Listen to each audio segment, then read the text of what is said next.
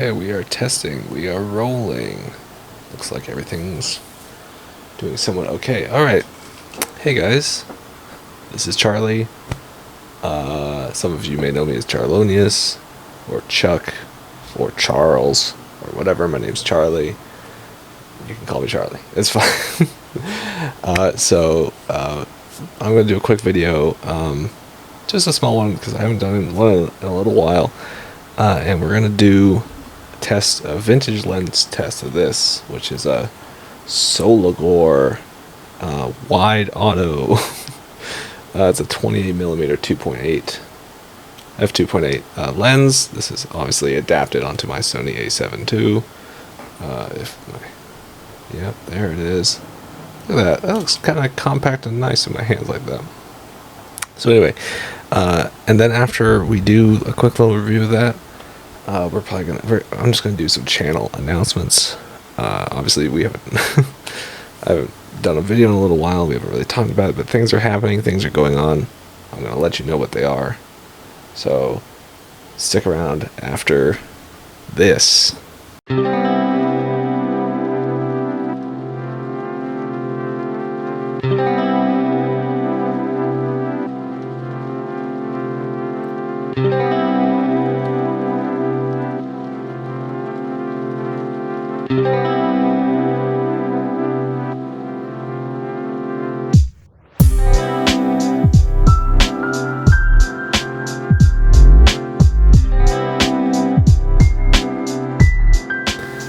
Okay, so when we're talking about vintage lenses, what exactly are we talking about? Well, okay, in this example, this is the Soligor that we're talking about today.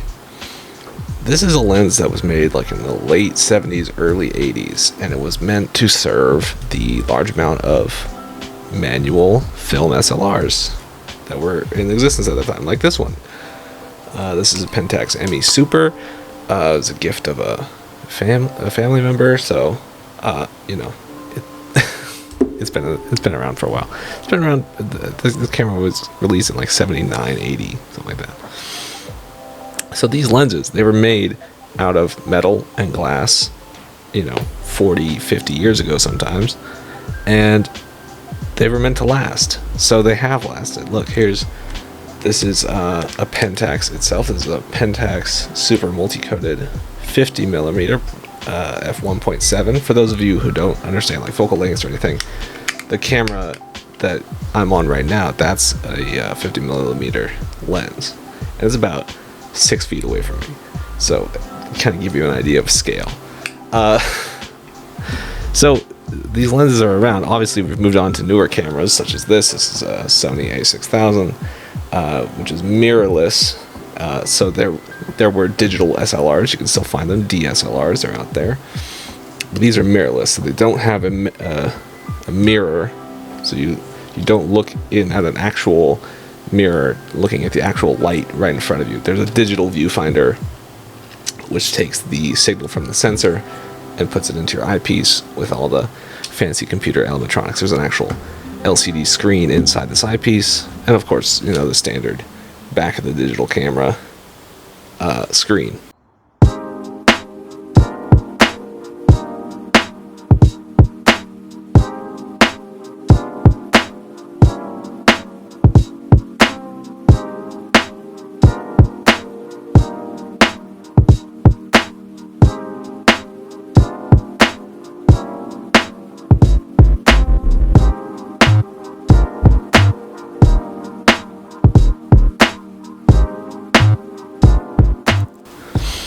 So you can adapt these. You can use an adapter like this.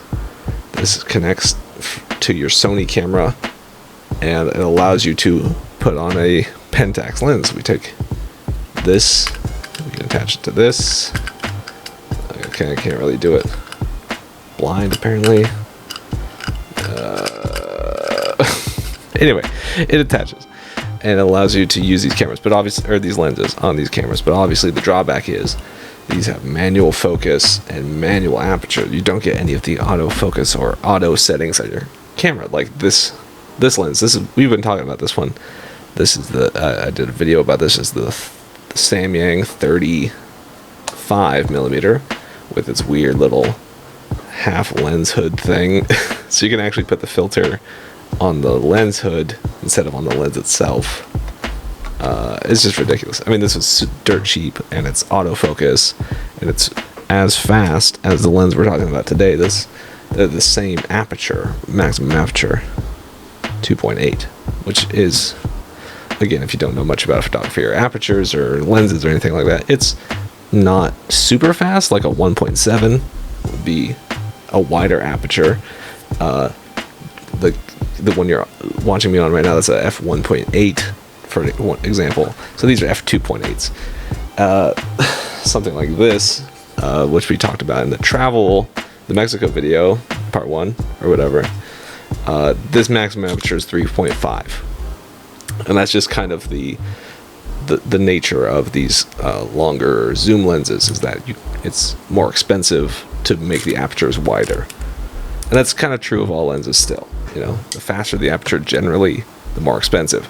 So one way, if you're a new photographer, to get around that is, instead of buying new lenses. So this lens on here, this is what one is this? Oh, that's right. This is the Sigma 30mm 1.4. So you can see, compared to a 1.7, this is a little bit faster, and it's autofocus. Beautiful, super sharp lens. We've featured this one on the channel, I believe, and but it was also $300, right? So you're paying for those autofocus features. You're paying for the sharpness, and because obviously technology has improved since the 70s and 80s, these lenses are generally sharper. They're generally have less glare. But if you're not too terribly concerned about that, for example, this lens, this Super Pentax Super SMC 51.7, you can get these for $20, and they're just absolutely beautiful. Now, are they going to be a little bit softer, not as sharp as modern lenses? Of course, but they're also they're never going to break. they just last forever. I got 2 of them that are identical, so I can put them on 2 different cameras. So for $40, I have 2 cameras that will have the same lens, same focal length, and the same lens characteristics. So if they're a little bit not as sharp, whatever, it's all consistent throughout. If I'm filming something, that could be something that people pay for, because to have that consistency. Now, this is kind of an anomaly, because Pentax just made a bunch of these, and they went out on what was probably the most popular, if not still the most popular, learning camera. Obviously, things have changed with the huge price hike in film SLRs recently, where 2 years ago, this this camera, the Pentax ME Super, was $35 on eBay. It's now like in the realm of $200 sometimes. But the K1000, which is an all manual, pretty much an all manual version of this, honestly, super popular learning camera, especially for like schools, for art colleges and things like that. They would just buy tons of them, and then these lenses would ship with them. So everybody has one of these. So there's a huge amount on the market. They're still popular. I did, within the last year, get the second one for $20, and some mild cosmetic. Anyway, we're not even talking about that.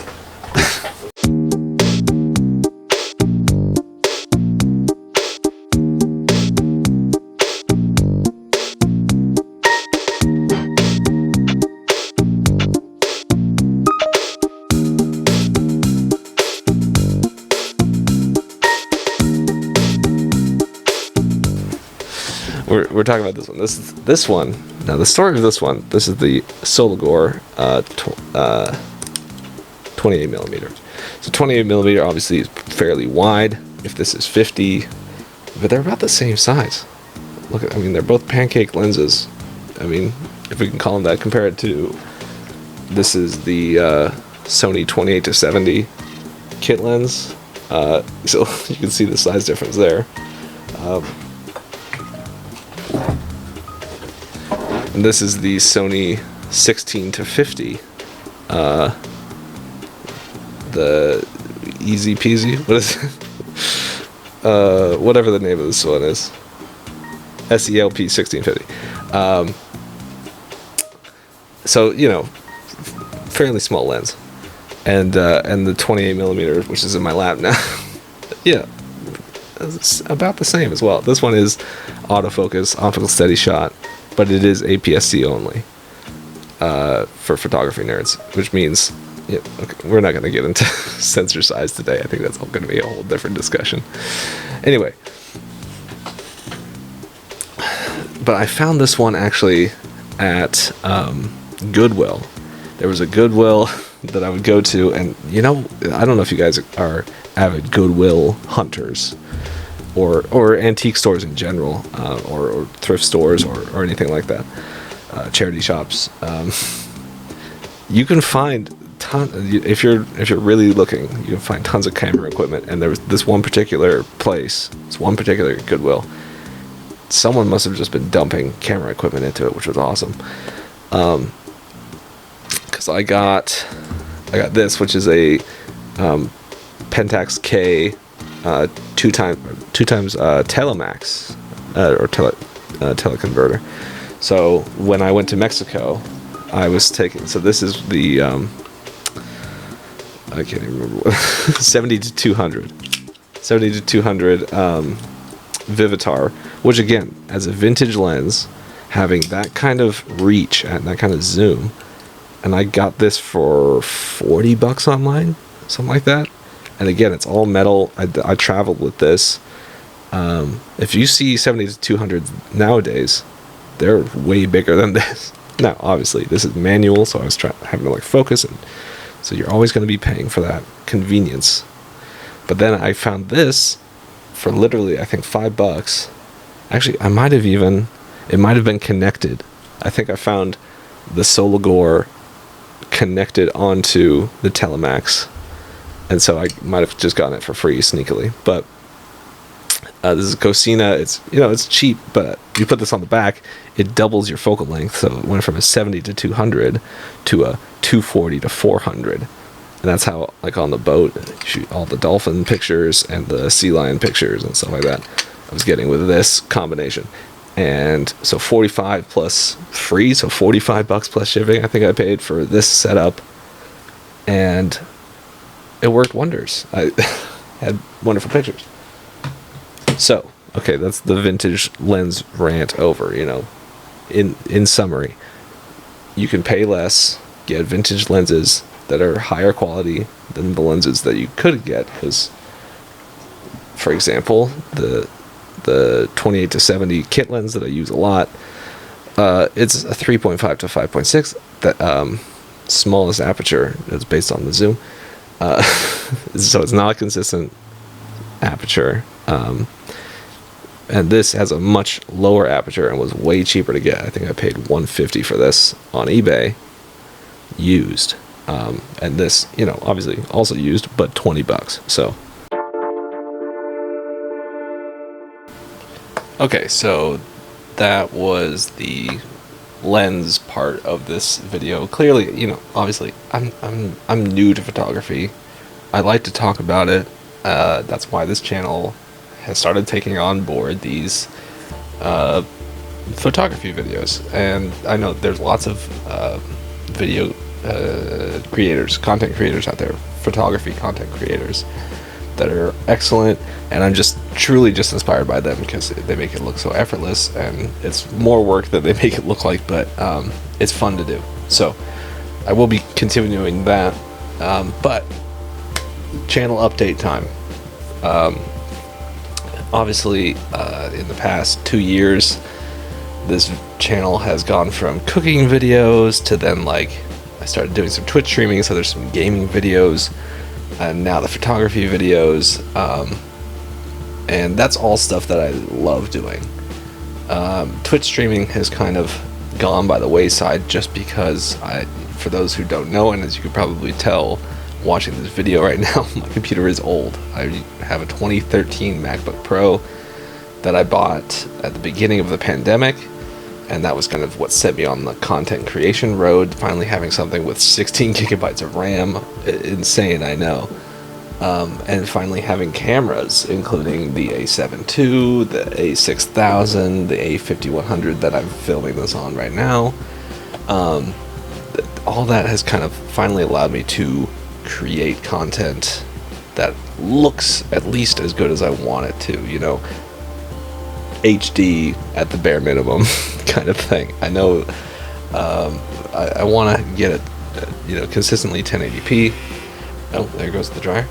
And that's kind of part of why I stopped Twitch streaming, because this kind of camera, this is the kind of look I want to have for Twitch streaming. I think it looks so crisp and good, and there's a lot of content creators out there who have a camera like this. Obviously, if I wanted to keep with just the the webcam that is on the MacBook, I could still do that, but it doesn't look very good, I'll be honest.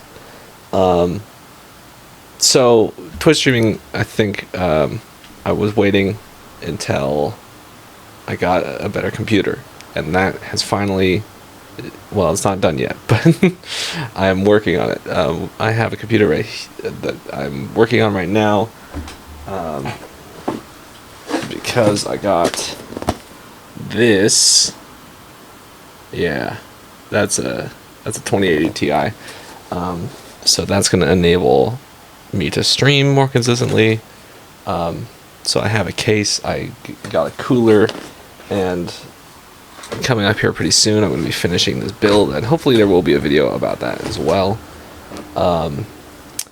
It'll be my first PC I've ever built myself, and I'm going to have friends helping me, hopefully.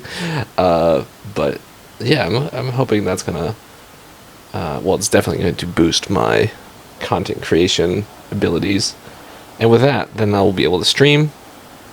Now, about the stream, if you're a Twitch watcher or Twitch viewer, hey, thanks for following, thanks for watching the YouTube channel.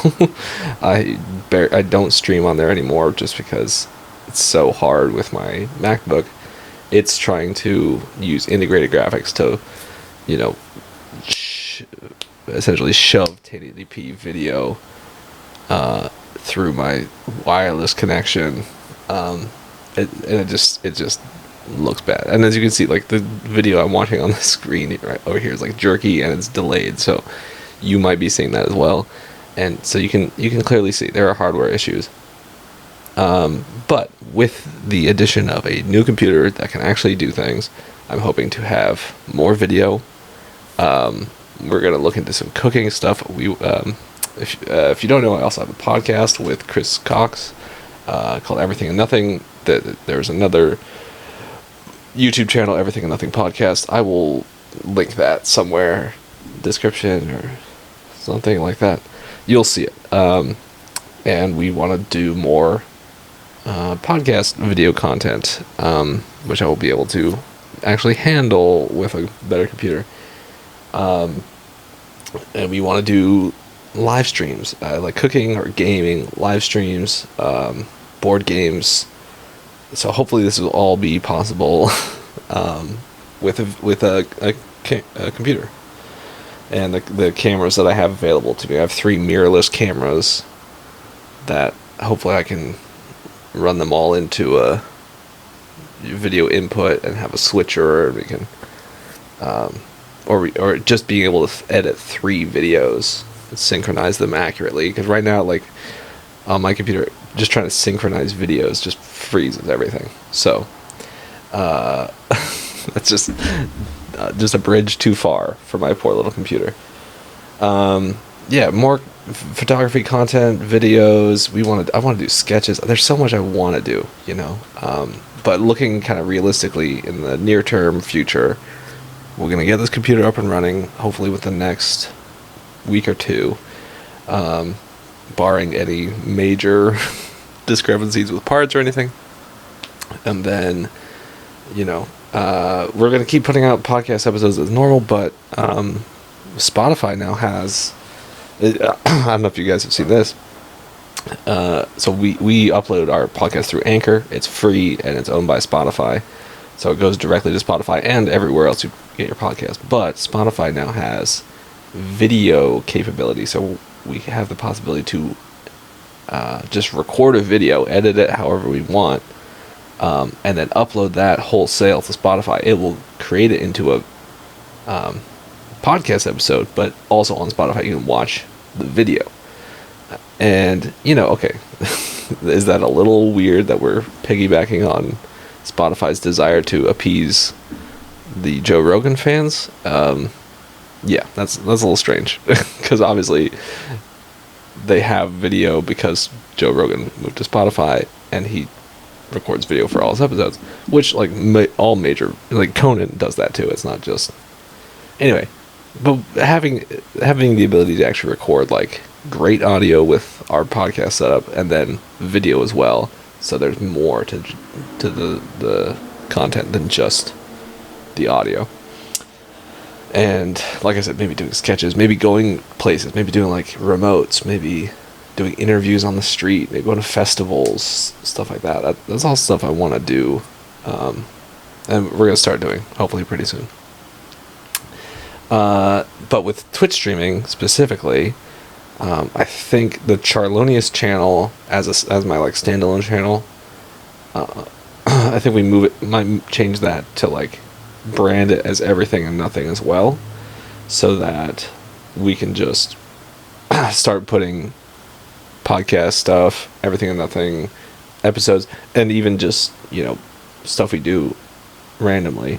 We can start doing that on the Twitch channel. We'll call it Everything and Nothing TV or something like that, and then that'll just become like a part of it, and we'll start seeing those videos on the Everything and Nothing, like maybe clips of those streams on Everything and Nothing YouTube, maybe clips here on Charlie, this